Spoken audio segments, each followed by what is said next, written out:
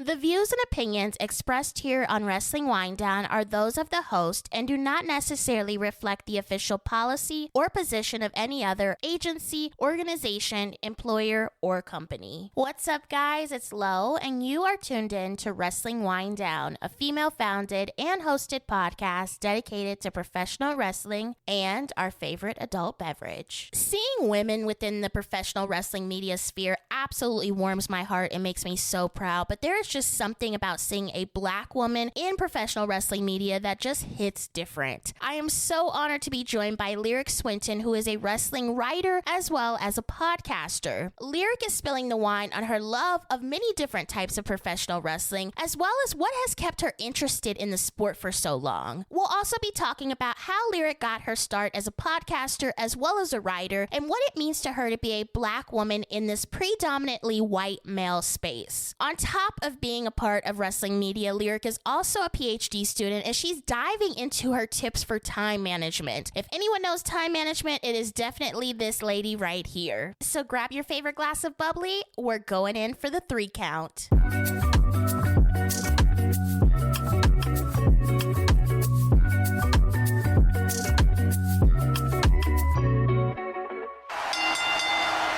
Welcome back to another episode of Wrestling Winedown. I am so excited to speak to this lady. She is a wrestling media journalist. She has her own podcast. Lyric Swinton, welcome to Wrestling Winedown. How are you? I'm good. Happy to be here. Let's dive right in. When did you become a professional wrestling fan? October 9th, 2006. I think you're the first person I've ever talked to that knows the exact date. I know the exact date because I was 8. It was the week before my brother was born. And I remember some family members had gone to the Raw family reunion. It was in my hometown of Columbia, South Carolina. And I was like, I don't like wrestling. So I was offered a ticket and I didn't go. But I watched on TV because I just wanted to see if I could spot them in the crowd. Mm-hmm. And I just remember, like, by the second hour, that's back when Raw 3-hour episodes were like a special occasion. And I remember about the second hour, like, I was hooked. Like, I forgot about them. Like, I genuinely forgot about them. By the time they came home, like, I was just obsessed. And then I remember, like, 2 weeks later, I was, like, begging to get my first pay-per-view, which was Cyber Sunday 2006.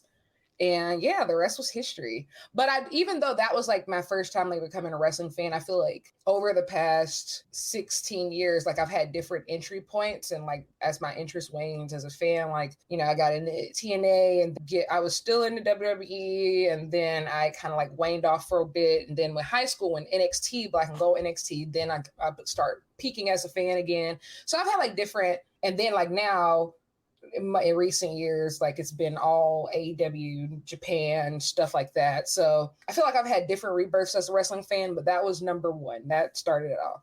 Who were some of your favorite wrestlers to watch when you first started watching wrestling versus now? I loved Edge. Edge was my favorite. Like, he was my favorite. I loved John Cena. Who else? Over on like on the TNA side, I loved Frankie Kazarian. I loved Gail Kim, Tracy Brooks. I loved Trish, Lita, Awesome Kong. It was so many people. I was a huge fan of Rated RKO. That was like my favorite tag team. Yes. Loved the Hardys. And then now my taste has like completely changed. Like, they're so different now. Like, Kenny Omega's my favorite wrestler. I love Katsuyori Shibata. When I watch vintage wrestling, I love watching Stan Hansen. I love watching Young Bucks, Hangman Page, Go Shiozaki, Katsuhiko Nakajima.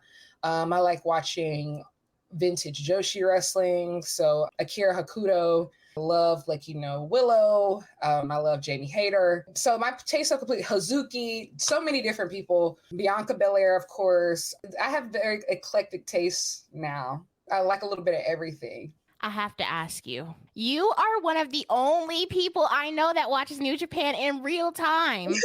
Seriously, I'll wake up 5 a.m. my time and I'll see you from like an hour, 2 hours ago. And I'm like, how is she up? How is she watching this? How do you do it? I will say, it's starting to kick my butt quite a bit. It all came from, like, I will say, so, like, this is, like, a very, like, almost sad story, but it has a very happy ending. So, like, this time last year, I was going through like a lot of personal stuff, like just a lot of personal stuff.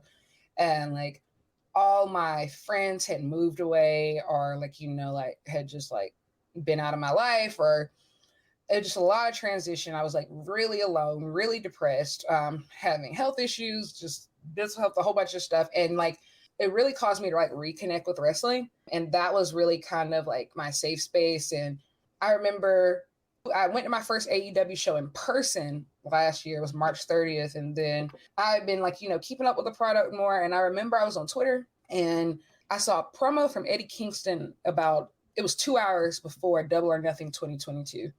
And it just shook me so much. Like, I just bought the pay-per-view.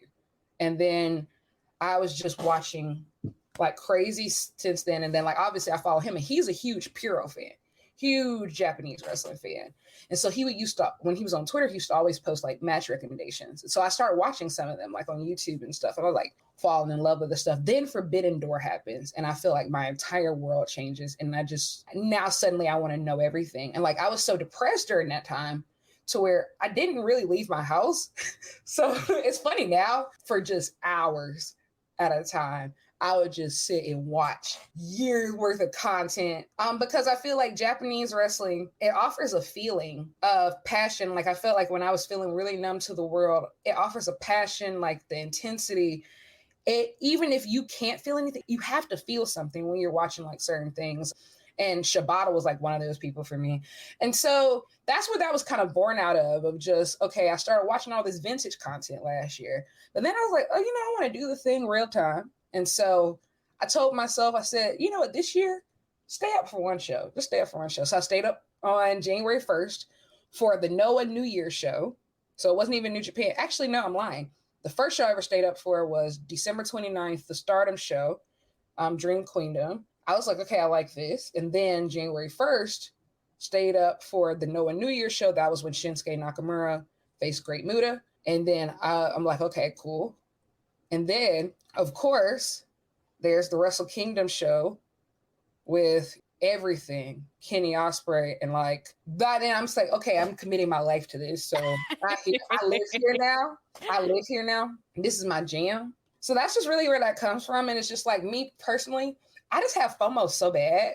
I hate waking up to spoilers. Oh my gosh.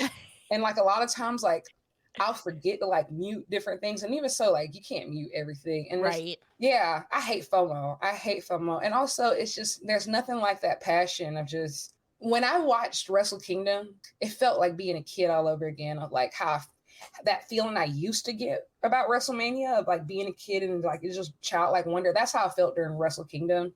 And that's how I feel sometimes like during a good like New Japan pay-per-view. And it's the feeling that I'm addicted to. It's almost like a adrenaline rush. Mm-hmm. So like sometimes I'll stay up, sometimes I'll try to wake up early, sometimes I fail, because this G1, I failed quite a bit. But I've stayed up more nights than I fell asleep. That's progress. So winning your book. You are taking the wrestling media world by storm. You are a writer. Yes, girl, you are. You are a writer and you host your own podcast, Maps and Graps. Can you share how you began in wrestling media and how has it treated you so far? It's very interesting because like I didn't really start from a way of trying to like, oh yeah, I need to create content I want people to see. It felt like last year, like when I discovered wrestling, and it was really my anchor. It felt honestly like falling in love. And it's just like, I feel like I had so much love inside of me to where like, I just needed to talk about it. And also like, I don't have like a community like in like my regular day-to-day life to talk about wrestling. I don't have friends who like this or anything like that. And so I just wanted to talk to like-minded people. And yeah, so it came a little bit from that. And I remember shout out to Keek. She gave me my first opportunity because I had just been tweeting into the void, just like my opinions and stuff. She was like, hey, come on my show. And so I come on her show and like, I really like it. And she invites me back eventually. And she's like, you should really talk about this. Like you travel a lot, like, cause I started traveling for wrestling because I live in South Carolina. There's never a pay-per-view or anything here. So if you ever want to do anything, you got to catch flight. And so I've traveled to my first pay-per-view last year for Full Gear. Oh, okay. And then I went to Final Battle Ring of Honor Final Battle 2022. And then for spring break, I went to London to visit a friend, and I decided to catch a Rev Pro show while I was there. And like that whole London trip was just really transformative. I love traveling. I feel like I learned so much about myself whenever I travel the world. And so I came back and I was like, you know what? I'm going to just commit to this thing. I'm going to do it. Like, I'm going to do it. I want to talk about it. And then like all the other stuff, like Maps and Graps was originally supposed to be like, I had never really done the writing thing, and just everything has just kind of snowballed from here. That's why I kind of like cringe when people like call me a journalist. Like, I'm not. I just love wrestling. I just like talking about it. I like talking to other people about it. It makes me feel like I'm not crazy. Yeah, that's really how that happened. Of just, I like telling stories. I've always been a creative thinker. Always been like, I have a background in writing and public speaking, and I had my entire life.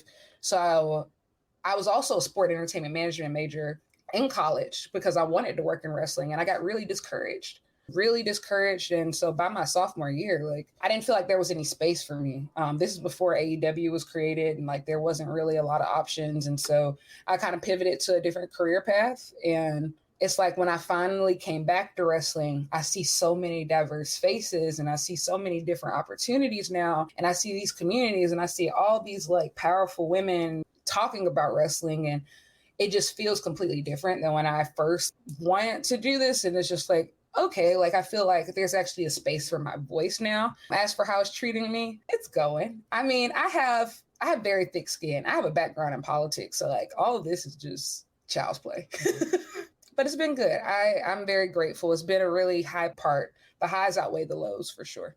When getting into the wrestling media space, did you listen or follow any other women in the community? And now looking back, what does it mean to you to be able to work in the community with these women that you watched? I didn't follow anybody. I didn't watch anybody, because I will say, like, for at least growing up, because I didn't know anybody existed. And so, like I said, I feel like I've been kind of rebirthed as a wrestling fan, of just like this past time of me getting really back into it.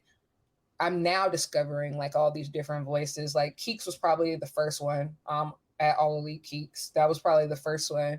And then I start discovering things like Wrestling Winedown and women's wrestling talk, and somewhere like, along the way. And then just different stuff, because like, at least for me, one thing that I felt was lacking, and maybe that's why I ended up doing Maps and Graps, is like, I didn't feel like there were a lot of women covering the wrestling that I like. Period. And especially there were no Black women covering it. I can just about confirm that. Like, when in that Puro space, even in AEW, there's not too many women covering, but like, especially once you cross over into that New Japan, that Stardom space, to be quite honest, there are more men covering women's wrestling in Japan than actual women. And so, and here's the thing, we can all like different things. And I mean, like, that's also why I don't feel bad about making sure I cover men's wrestling, because, hey, like, one thing that I've learned, and I guess in my other career paths, is that you have to be a jack of all trades, because people are always looking for a reason to disqualify you, always looking for a reason to say, you're not that knowledgeable here, you're not that knowledgeable there, because, hey, like, we're used to everybody competing to be in one lane. Mm-hmm. And so I'm not interested in that. I'm always interested in doing the things that nobody else are doing, and also bringing more people into spaces that, nobody that looks like me are in. So yeah, that's important to me, because like I said, like, for the wrestling that I watch, that I like, that I want to cover, and that there were no Black women, very few women. And one thing that I've noticed in my very short time in this space is that some people are very like territorial of like spaces, and like it gets very competitive where it really shouldn't be. That's a whole nother conversation. What does it mean to you to be a woman of color in this space that is predominantly white men? It means a lot to me, but it doesn't at the same time. And this is why. My entire life always had to be extraordinary, always had to like be overly ambitious, like always had to like prove I was better than the boys, prove when I get to college, like prove I'm better than my like white counterparts, work 10 times as hard to just get half of what they have. I was a first generation college student, the first person in my family ever graduate from college. And so I've always had to have this extreme work ethic. As much as like, do I like the fact that there aren't a lot of Black women in this space? No. But do I accept the challenge? Absolutely. Just because that's That's me. That's how I've always been. And I might be the first to do something, but my job is to make sure I'm not the last to do it. That's what I care about. Making sure, like, even now, as I see, like, I haven't even been doing this very long, but seeing like other like Black women younger than me, like they're starting to create podcasts and stuff, and they say they listen to my stuff. I'm like, wow, that's crazy, because I didn't even have stuff 6 months ago. That's nuts. It just makes me want to do more. It makes me want to work harder. I have just so many ideas. Like, I really want to grow this space, because people don't realize, like, Japanese wrestling is starting to really infiltrate the rest of the world, as we've seen this year. Like I said, I don't follow trends, but if we want to talk about something in professional wrestling that's the future, the barriers, the international borders are starting to dissolve. And that's to Japan, that's to the UK, that's to Mexico.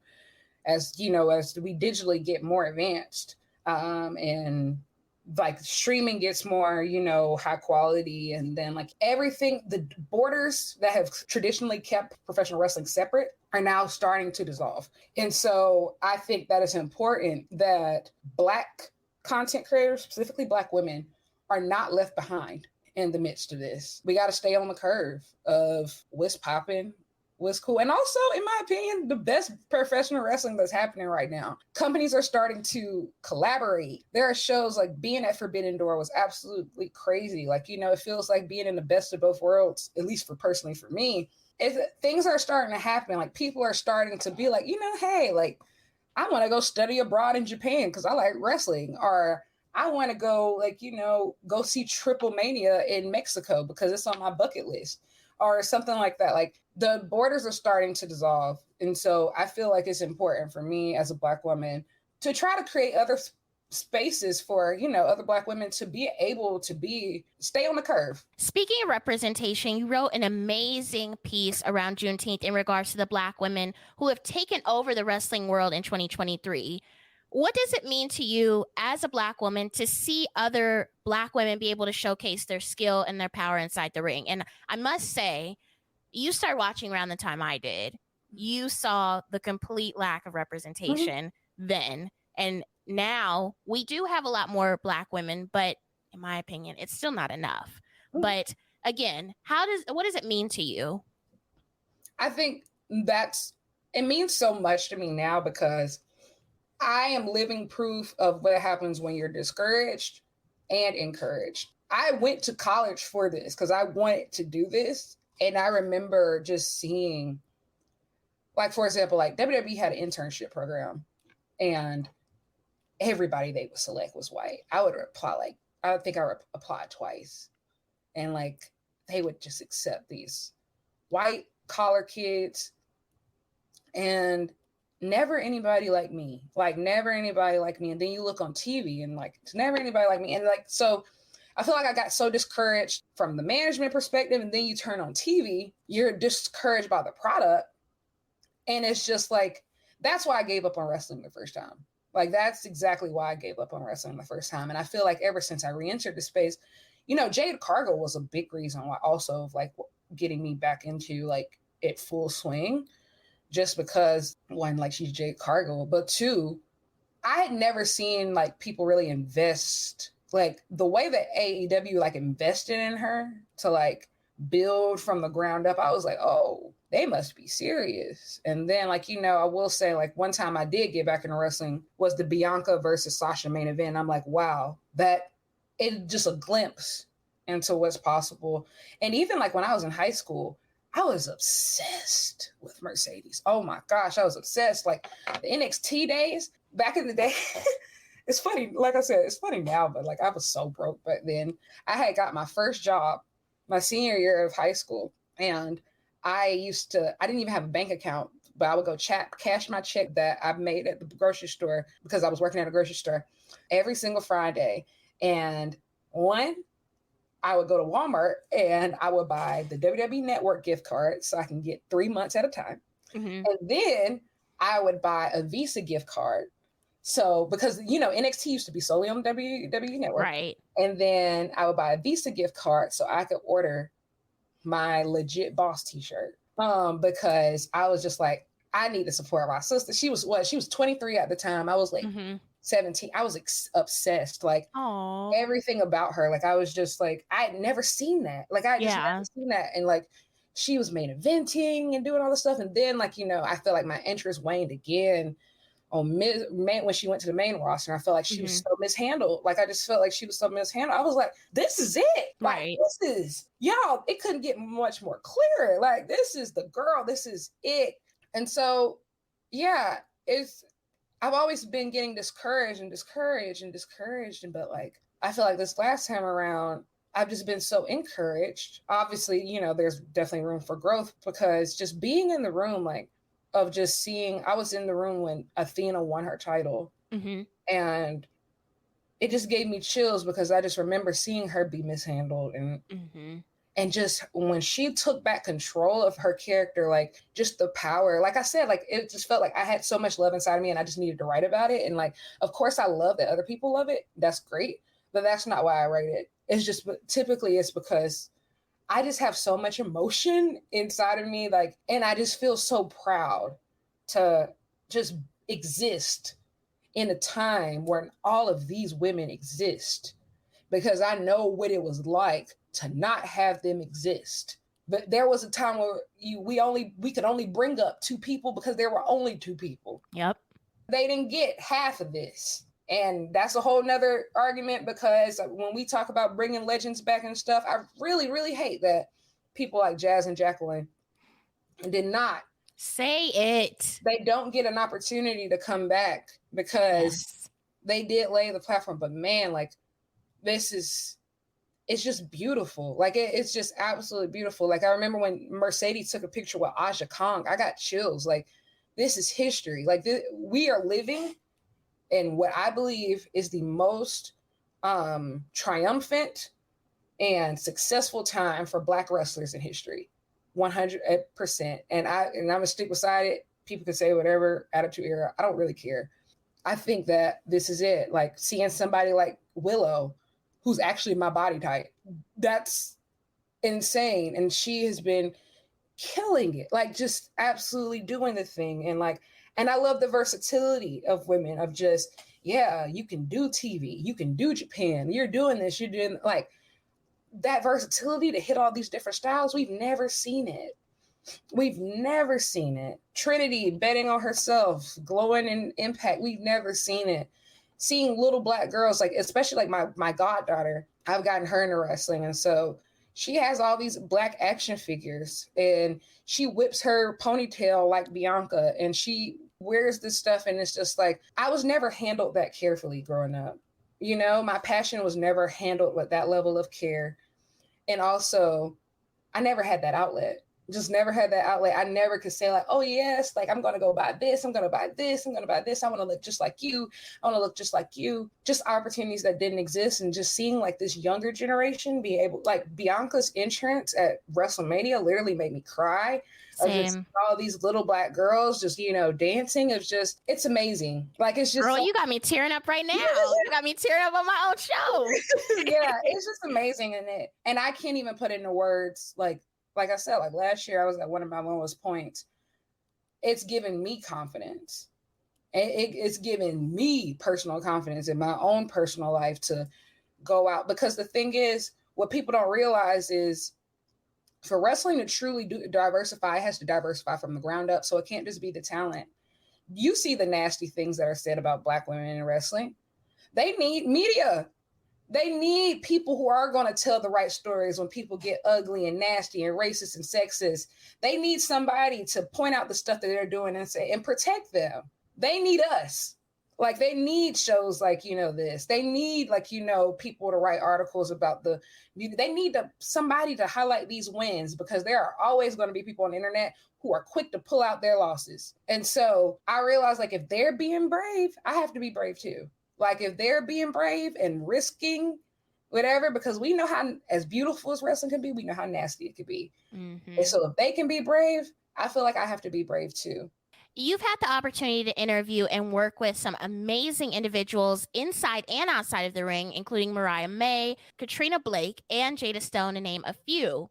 I love manifesting. I feel like once you say it, it will happen. Who are some individuals that you would like to interview next? Dream interview. Rocky Romero.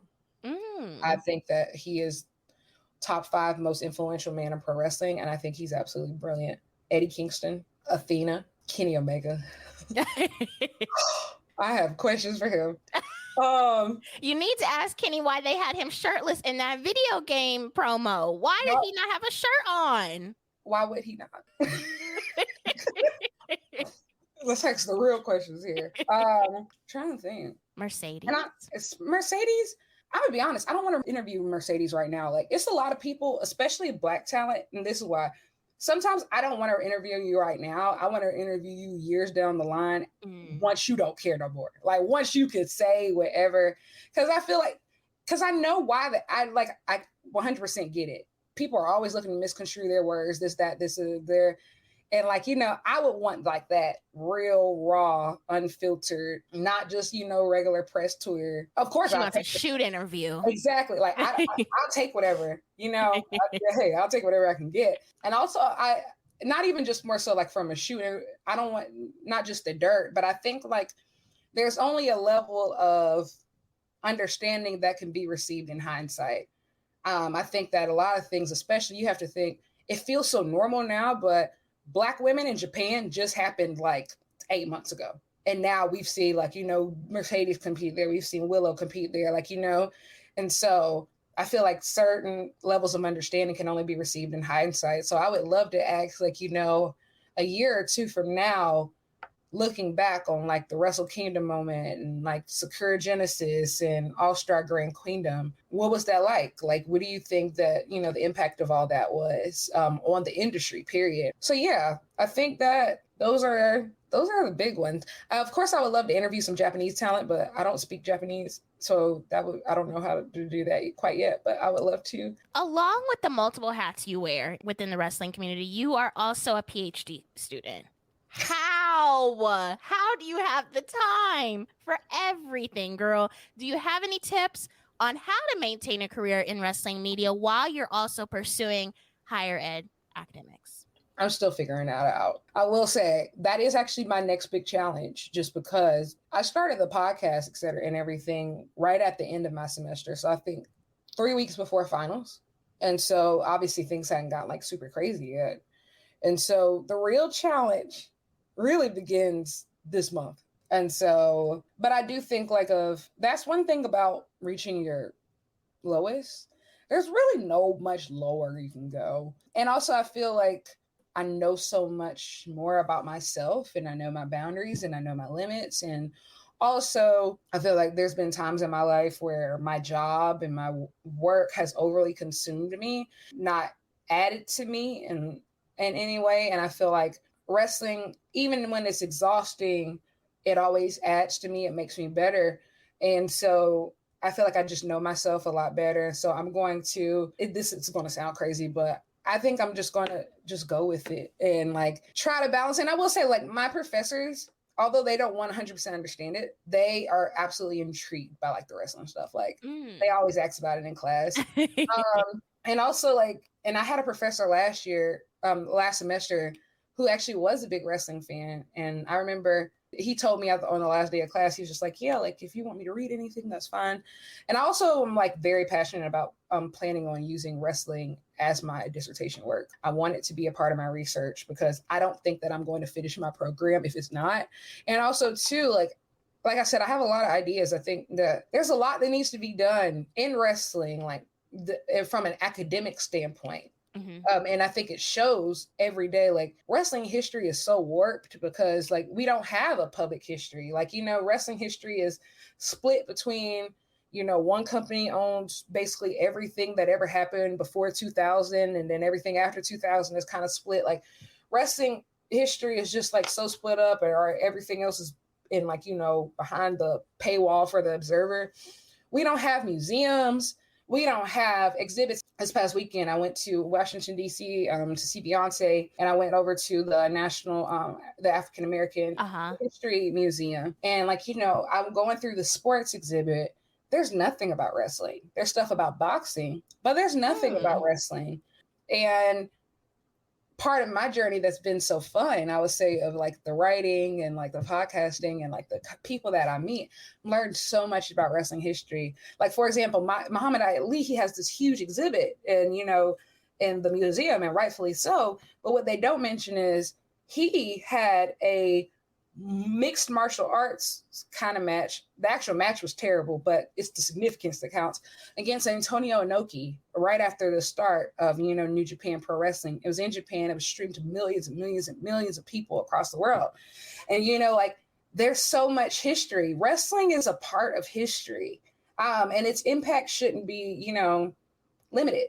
And so there's just a lot of work to do. And so, one, I plan to like use wrestling hopefully in my research. And then 2, I do plan on like, cutting back a little bit. Like at one point I was like writing every week. That's not going to happen this semester. But I definitely am going to obviously continue and still write. The podcast will continue, but honestly, my life would just really calm down after these tournaments are over. And luckily the tournaments all will be either winding down or about over by the time like class starts. And I'm also sadly cutting back on my travel. I say that now. You sound like me. I say that now, but like, for example, like this is so bad. So I'm going to All In. Uh-huh. So I'm flying into London and I land 2 hours before my first class. I still haven't decided if I'm going yet. Oh my goodness. I would have just finished like a 9-hour flight. So, yeah. I think I might email my professor, be like, hey, can I Zoom in? I'm like, hey, something like that. So, but I hate to say, like, I'm also a person who like never really took a lot of risks in life. And so like the wrestling stuff, it makes me feel like I feel like I'm like reliving like my childhood, like my teenage years, and like just being like flying by the seat of my pants. It's kind of fun. I don't know. Like I need to stop, but it's kind of fun. I don't know. Like, it's been a great time. Do you have any upcoming interviews that you can share with us? I do not, but I do. I'm manifesting. Hopefully, I get some good stuff during All In weekend. Not just from like the AEW show, but I will be at the Rev Pro Copperbox show. There's going to be a lot of great stuff happening there, and so I'm hoping that I get some really great stuff during that weekend. So yes, currently nothing lined up. I just did a few interviews with some people from Rev Pro, but I'm hoping that I get some good stuff that weekend. We are manifesting. I feel it. It'll happen. Thank you so much, Lyric, for joining me here on Wrestling Winedown. Where can the people keep up with you on social media? You can find me at Lyric Wrestling on Twitter and Instagram, and I'm on YouTube, Lyric Swinton. You can find Maps and Graps on all podcasting platforms. Thank you for tuning in to another episode of Wrestling Winedown. You can find all of our other episodes available wherever you listen to your podcasts, including Apple Podcasts, Spotify, Google Play, and iHeartRadio. We are on Twitter and Instagram at WWDCAST. We also have our official merch store, which you can find at shop.wrestlingwinedownlv.com. Let us know what you thought about this episode. What was your favorite part? Until next time, enjoy your wine and, of course, enjoy your wrestling. Cheers!